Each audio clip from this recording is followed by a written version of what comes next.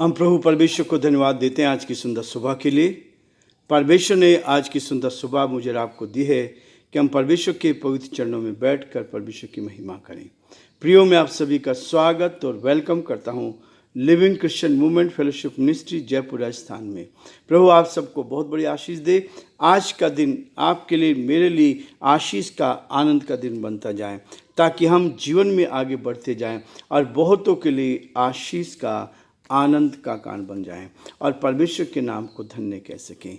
परमेश्वर का धन्यवाद हो कि आज की सुबह उसने हमें दी है कि हम सुबह के वक्त परमेश्वर के पवित्र चरणों में बैठकर परमेश्वर की महिमा कर सकते हैं और परमेश्वर की सेवकाई के लिए निरंतर आगे बढ़ते जाएं, ताकि प्रभु ने जो जिम्मेवारी दी है, जो तोड़ा दिया है, उसको ईमानदारी के साथ परमेश्वर की महिमा के लिए हम पूरा करते चले जाएं। प्रियो, जैसे कि आप सभी को मालूम है कि हम पहला तीमुथियुस का 4 अध्याय का अध्ययन कर रहे हैं और परमेश्वर ने हमारी मदद की है, सहायता की है, ताकि हम उसके इस वचन को लेकर आगे बढ़ते जाएं। हम देख चुके थे झूठे शिक्षकों के बारे में 1 पद से लेकर 5 पद तक, जो हमें निरंतर प्रार्थना के साथ, धन्यवाद के साथ और शुद्धता के साथ, पवित्रता के साथ जीवन व्यतीत करने के लिए पौलुस ने कहा और हम भी उस वचन को लेकर आगे बढ़ने का प्रयास करते हैं। प्रियो, आज का जो मुख्य विषय है जल्दबाजी या उतावलापन। आज संसार में तेजी से चलो या मरो, तेजी से चलो या मरो, तेज रफ्तार संसार ने हमारी जिंदगी को तेज कर दिया है। संसार की रफ्तार ने हमारी ज़िंदगी को तेज कर दिया है और इस बात को बताया, बहुत बातों में हमें शीघ्रता से अधिक तेजी रहती है, हमें बहुत जल्दी तेजी रहती है, ताकि हम जल्दी से अचीव कर सके, जल्दी से आगे बढ़ सके, जल्दी से बड़ा काम कर सके। और इसलिए परमेश्वर का वचन कहता है कि विषम परिस्थितियों में भी धीरज ना खोने वाले नासरत के उस यीशु ने अद्भुत बढ़ाई को हम देखते हैं कि यीशु मसीह के सामने एक व्यभिचारिणी स्त्री को लाया गया और वहाँ के जो लोग थे, शास्त्री और फरीसी लोग, सेवा करने वाले लोग, वो यीशु से न्याय चाह रहे थे। और वहाँ पर प्रभु यीशु मसीह ने एक चीज़ कहा। जब उस स्त्री को लेकर भीड़ की भीड़ थी और वो बैठकर उंगली से लिखने लगा, देखता कहा, उसने एक चीज कही कि तुम में से जिसने पाप ना किया हो वो पहला पत्थर उस स्त्री को मारे, और उंगली से लिखने लगा। एक ने भी पत्थर नहीं मारा। लेकर आए थे। कई बार जल्दबाजी में बहुत बड़े कदम हम उठाने की कोशिश करते हैं, लेकिन परमेश्वर चाहता है कि हम ईमानदार बनकर उसकी महिमा करें। और इसलिए प्रियो, परमेश्वर मुझे और आपको आगे बढ़ाना चाहता है। और क्या हुआ, एक व्यक्ति ने भी उस पर पत्थर, तब यीशु ने कहा, जा, मैंने भी तुझे क्षमा किया और इसके बाद पाप ना करना। पाप की हिदायत देते हैं और धीरज के साथ, तेज रफ्तार नहीं, जल्दबाजी नहीं। परमेश्वर मेरे और आपके जीवन में एक बात को चाहता है कि हम ईमानदार तो बने, लेकिन जल्दबाजी नहीं। तेज रफ्तार से चलती हुई दुनिया में जब हम चलना चाहते हैं तो बहुत जल्दी फिसल भी जाते हैं। इसलिए परमेश्वर का वचन कहता है, जल्दबाजी नहीं, उतावलापन नहीं, लेकिन सावधानी से। कह रहा है पहला कुरिन्थियुस का 4 अध्याय उसके 5 पद में कहा, जब तक प्रभु ना आए समय से पहले किसी बात का न्याय ना करो।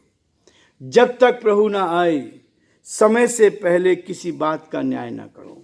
हम बहुत जल्दबाजी में न्याय कर देते हैं, हम बहुत जल्दबाजी में बहुत सारी बातों को कर लेते हैं, लेकिन प्रियो, परमेश्वर का वचन कहता है, धीरज से उसकी बाट जोते रहो, धीरज से यहोवा की बाट जोते रहो।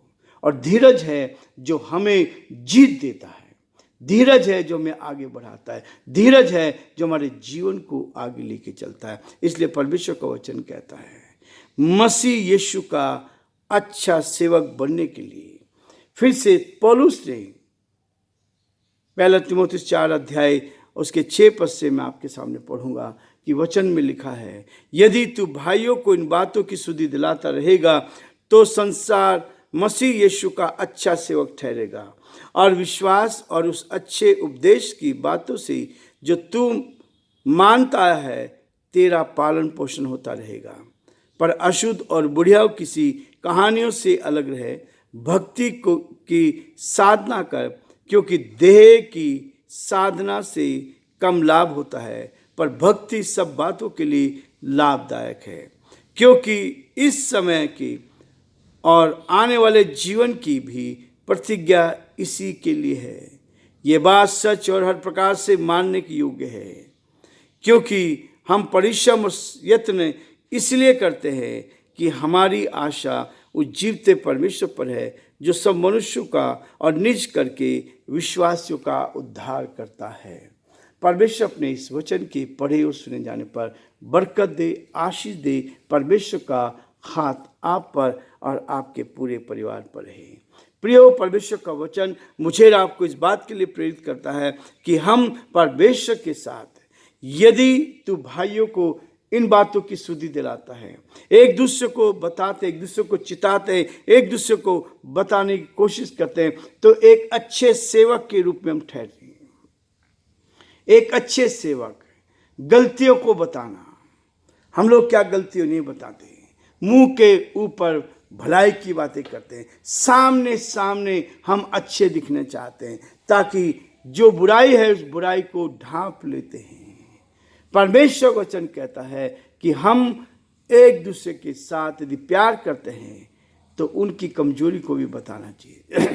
प्रभु का अच्छा सेवक वही होता है जो एक दूसरे की कमजोरी को बताता है, ताकि वो और अधिक अच्छा बनकर सही रास्ते पर चल सके। हम लोग क्या करते हैं, ढांपते हैं एक दूसरे की गलतियों को। ढांपना नहीं है, हमें एक दूसरे को प्रोत्साहन करना, समझाना है, बताना है कि जो गलत है गलत है, जो सही है वो सही है, लेकिन हम उस बात को नहीं मानते। इसलिए परमेश्वर का वचन कहता है, ये वचन के खिलाफ जब हम जाते हैं और वचन को लेकर जब हम पीछे हटते हैं, तो प्रियो, हो सकता है आपके पास बहुत बड़ी भीड़ हो सकता है कि आप बहुत सारे लोगों को संदेश सुनाते हो, लेकिन आपका आत्मिक जीवन तो खोखला है। आपके आत्मिक जीवन में परमेश्वर का वचन नहीं है।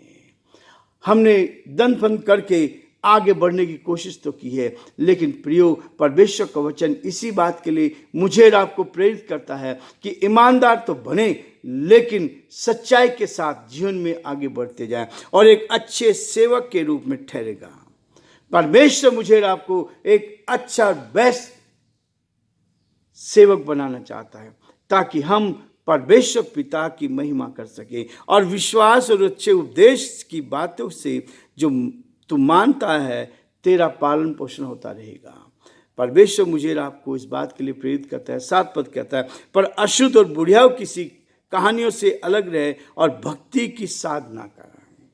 भक्ति की साधना कर, प्रभु के साथ उठकर, परमेश्वर के साथ बैठकर उसकी आराधना करनी है, उसके साथ समय व्यतीत करना है, ताकि हम अपने जीवन में उस बड़े कार्य को देख पाएं जो परमेश्वर की योजना है, जो परमेश्वर की इच्छा है, उसको, उसकी साधना करें, उसके साथ हम अपने समय को व्यतीत करें और परमेश्वर की महिमा कारण बन सकें। प्रियो, परमेश्वर का वचन मुझे और आपको प्रेरित करता है, ताकि हम परमेश्वर के साथ बढ़कर परमेश्वर पिता का धन्यवाद करते जाएं। और कहता है, अशुद्धता और बुढ़ियाओं किसी कहानियों से अलग रहे और भक्ति की साधना कर, क्योंकि देह की साधना से कम लाभ होता है। हम देह की साधना करते हैं, हम इस देह के लिए सब कुछ करना चाहते हैं। ये शरीर प्रभु ने दिया है, इस शरीर के लिए हम इसकी साधना करते हैं, लेकिन इससे ज्यादा लाभ नहीं होता है। इससे ज्यादा लाभ नहीं होता है। देह की साधना से कम लाभ होता है, पर भक्ति सब बातों के लिए लाभदायक है। जब आप ईमानदार बनेंगे, विश्वास योग्य बनेंगे, परमेश्वर के प्रति विश्वास योग्य रहेंगे, तो उसका फला होगा, फायदा होगा। और भक्ति की साधना कर, यही मेरा आपके जीवन के लिए है।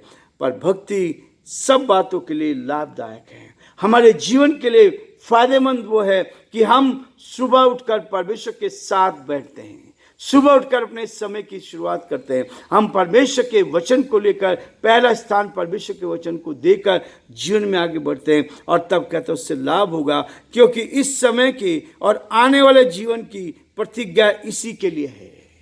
आज का समय जो है और आने वाला जो समय है, उसकी प्रतिज्ञा प्रभु ने मुझे और आपको दी है कि उस प्रतिज्ञा को लेकर हम आगे बढ़ते जाएं, और ना केवल आगे बढ़ें परंतु परमेश्वर पिता को खुश करें, जिसने हमें जीवन दिया है, जिसने आज का जीवन दिया है। हम उसको कैसे खुश कर सकते हैं, हम कैसे उसके साथ चल सकते हैं। इसलिए वचन हमें बार बार कहता है कि जल्दबाजी नहीं, तेज रफ्तार संसार ने हमारी जिंदगी को तेज बना दिया है। और इसलिए प्रियो वो कहता है कि परमेश्वर इसी बात को कहता है, हमें आज्ञा दी गई है निर्धारित समय से पहले हम किसी बात का न्याय ना करें। जो समय दिया गया है, परमेश्वर के समय का इंतजार करना है। संसार के लोग जल्दबाजी में कदम उठाते हैं, लेकिन परमेश्वर चाहता है हम ईमानदार बनकर परमेश्वर पिता का धन्यवाद करते जाएं। प्रियो, आज हम ये रुकेंगे, कल फिर आगे बढ़ेंगे, ताकि परमेश्वर की महिमा हो, पर परमेश्वर का नाम ऊंचा किया जाए, हम और अधिक परमेश्वर के नाम को धन्य कह सके। प्रभु आप सबको बहुत बड़ी बरकत दे, आशीष दे, और आज का दिन आपके लिए आशीष में बने, और आशीष का कारण बनकर दूसरों को भी आप आशीषित कर सकें। प्रभु आप सबको बहुत बड़ी आशीष दे।